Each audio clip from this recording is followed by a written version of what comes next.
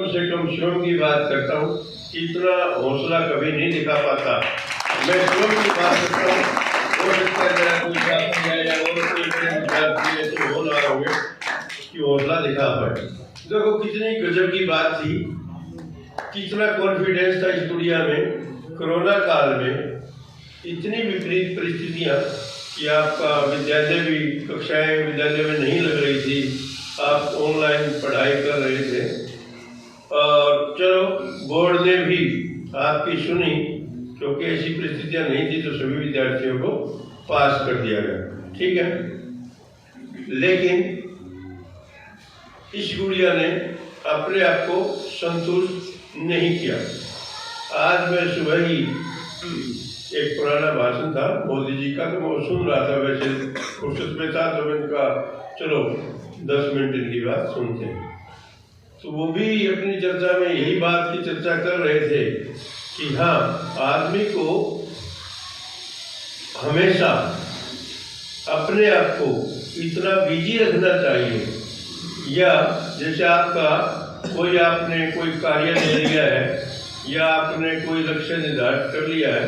जब आपको उसकी प्राप्ति हो जाए उससे पहले ही आपको एक अपना नया लक्ष्य तय कर लेना चाहिए, ताकि आप असंतुष्ट रहें और आगे बढ़ने का प्रयास करें। तो मैं समझता हूँ कि इसने तो,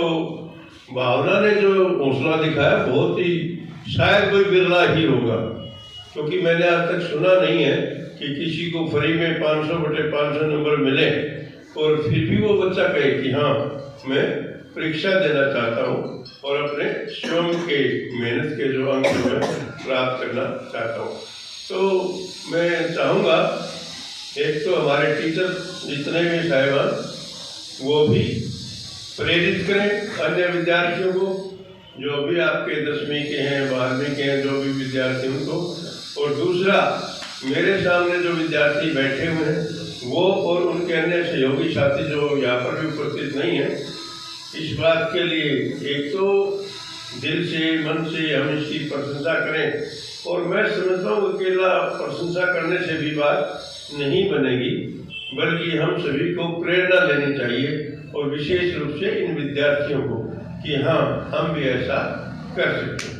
तो ऐसा नहीं है कि नहीं कर सकते, ये तो बड़ा आसान था, इसको 500 में से 500 मिल गए, ठीक है, चल जाता काम नहीं, कितनी बड़ी बात है। दूसरी एक इसके पीछे एक बात और भी थी कि इन्होंने जब फार्म भरा बोर्ड का कि हम एग्जाम देना चाहते हूँ, तो इसके जो पहले वाले अंक थे वो बिल्कुल मिटा दिए गए थे, 0 अंक इसका रह गया था।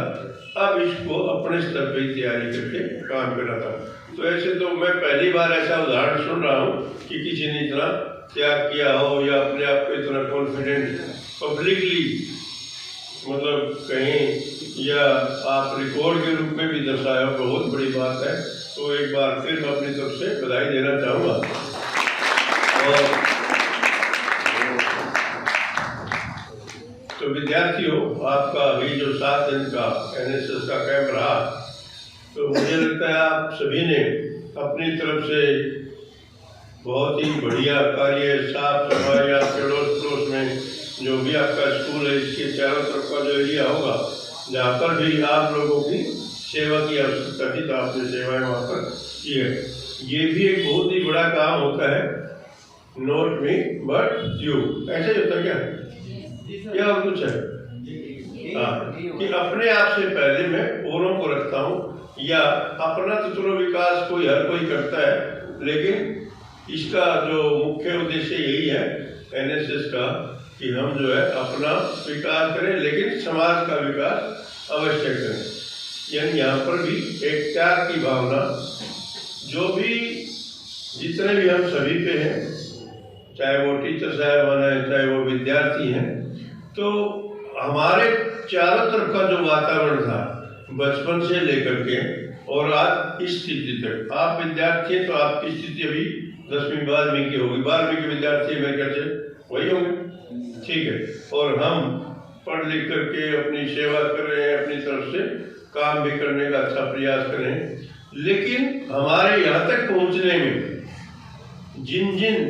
लोगों का, चाहे वो हमारे सबसे पहले माता पिता है, टीचर साहिबान है, फिर हमारे चारों तरफ का वातावरण है, हमारा समाज है, फिर हम बात करें कि अकेला मानवीय वातावरण ही नहीं बल्कि भौतिक वातावरण भी, कि हमें जो जो भी सुविधा जैसी भी परिस्थितियों में मिल पाए,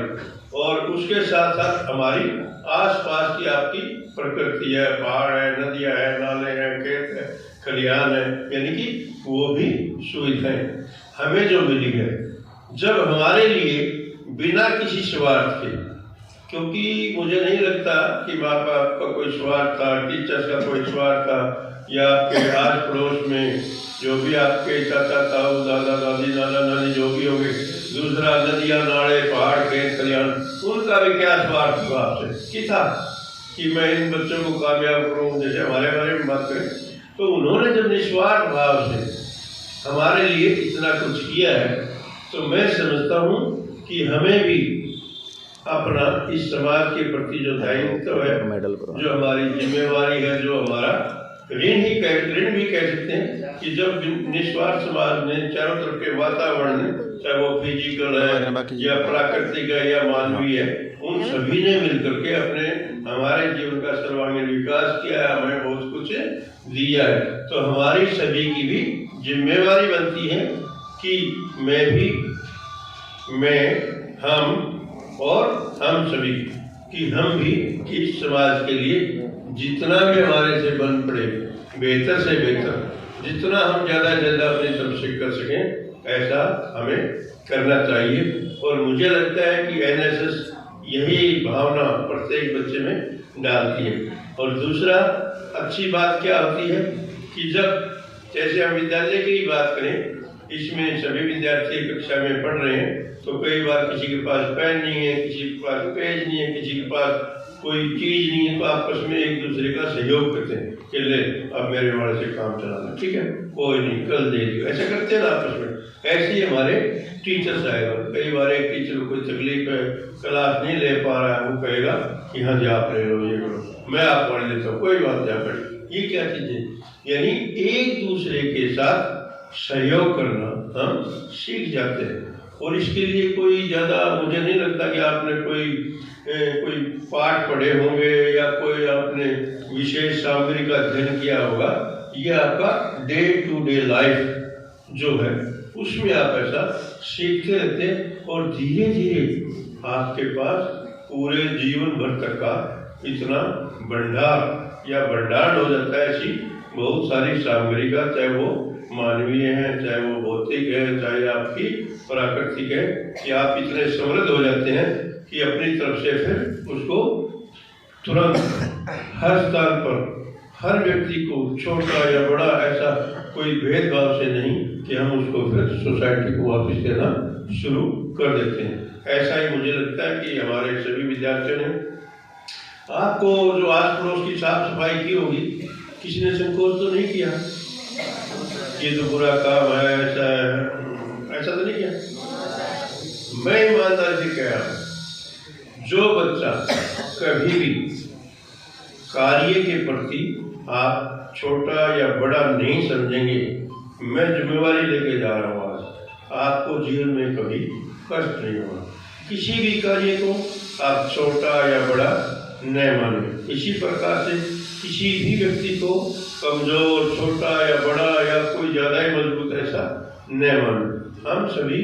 जो भी चाहे अपनी तरफ से बेहतर प्रयास करेंगे तो हम भी सब कुछ कर सकते हैं, ठीक है। ये कोई अनपढ़ व्यक्ति भी आपको एक अच्छी चीज दे सकता है। यानी कि हमें क्या करना चाहिए कि हमें हर समय सीखने का प्रयास करना चाहिए, और जो सीखने की प्रक्रिया है वो निरंतर चलती रहती है, उसका कभी अंत नहीं होता है। जैसे अभी मैं आपसे भी सीख रहा हूँ, अब सच पूछो तो मुझे इतनी प्रेरणा मिली स्टूडियो से, मैं हैरान हूँ अभी तक इतना बड़ा फैसला ये कैसे ले पाई। तो इससे मुझे भी प्रेरणा मिले कहीं ना कहीं कि हाँ, मुझे भी कुछ विधाओं में ऐसा मजबूती का मतलब परिचय देना चाहिए अपना, यहाँ मैं कर सकता हूँ, हाँ मैं कर सकता हूँ। तो मेरा कहने का अभिप्राय है कि आप अपनी तरफ से सोसाइटी को ज़्यादा देने का प्रयास करेंगे, और आप किसी भी कार्य को छोटा या बड़ा नहीं मानेंगे, किसी भी व्यक्ति में भेदभाव नहीं करेंगे। कोई जाति पाति धर्म ये मुझे लगता है,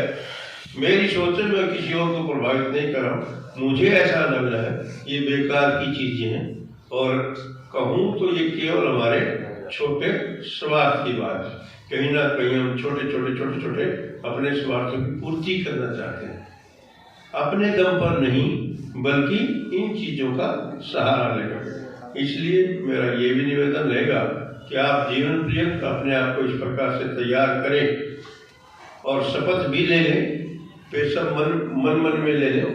कई बार कोई प्रेशराइज करता है और कि हाँ ऐसा ठीक है, सुनो सबकी, करो अपने मन की। तो मैं चाहूँगा कि आप बढ़िया तरीके से मन से एक अच्छा नागरिक अवश्य बने, एक अच्छा भारतीय प्राणी बने, ठीक है। आपके अंदर अच्छे संस्कार होने चाहिए, एक दूसरे की मदद करने की भावना होनी चाहिए। तो मुझे लगता है कि हमारे विद्यार्थी इतने समर्थ हैं और इतने समझदार भी हैं और वो छोटी चीज़ों को समझ भी पा रहे हैं, ठीक है। तो मुझे लगता है कि ज़्यादा लंबे चौड़े भाषण की आपको आवश्यकता नहीं है क्या, क्योंकि व्यक्ति दूसरे के कहने से, दूसरे के सिखाने से करे, उससे बेहतर यही है कि हम खुद करके सीखें। हमारे टीचिंग में भी ऐसा आता है, प्लेइंग बाय डूइंग, ठीक है, लर्निंग बाय डूइंग, ठीक है, लर्निंग बाय प्लेइंग, यानी कितनी चीजें, हर चीज हम खुद करके देखेंगे। और गॉड हेल्प्स दोज देमसेल्व्स, समझो, परमात्मा भी उसकी मदद करेगा जो अपनी मदद स्वयं करता है। जिंदगी में याद रखें, कोई भी फरिश्ता, देवता, या जैसे वो लकड़हारे के कुल्हाड़ा गिर गया धरती में, देखा होगा कि पहले वो उसका चांदी का लेके आ, फिर वो, लेकिन उसने मना कर दिया जब तक कि उसने अपना कुल्हाड़ा नहीं लिया। यानी हम अपने आप को इतना समर्थ बनाए, केवल और केवल अपने दम पे काम करें, कभी किसी दूसरे की तरफ मत ताको, मत अपेक्षा करो कि कोई आपकी मदद के लिए आएगा। फिर भी कई बार ऐसी परिस्थितियां हो जाती तो ठीक है, हम सामाजिक प्राणी तो मदद ले लेनी चाहिए, लेकिन अधिकतर प्रयास हमारा यही होना चाहिए कि हम अपनी तरफ से केवल और केवल अपने लक्ष्य का निर्धारण करें और उसकी प्राप्ति के लिए, और इस अपने आसपास का जो वातावरण है, समाज है, उसके विकास के लिए हम अपने स्तर पर ही प्रयास करेंगे। तो आप सभी ने मेरी बात को सुना और मुझे उम्मीद, विश्वास और भरोसा कि आप लोग, अगर आपको लगता है, फिर भी मैं अवसर आपके ऊपर ही छोड़ के जा रहा हूँ, आपको ऐसा लगता है कि मेरे और आपके बीच में अभी जो बातचीत हुई है, अगर आपको लगता है कि आपकी हेल्पफुल है या समाज में आपको इनका कुछ लाभ मिल सकता है, समाज को आपका इन बातों के करने से लाभ मिल सकता है, तो आप कर सकते हैं, नहीं तो मैं आपके ऊपर छोड़ रहा हूँ। आप सभी का बहुत बहुत आभार, धन्यवाद, जय हिंद।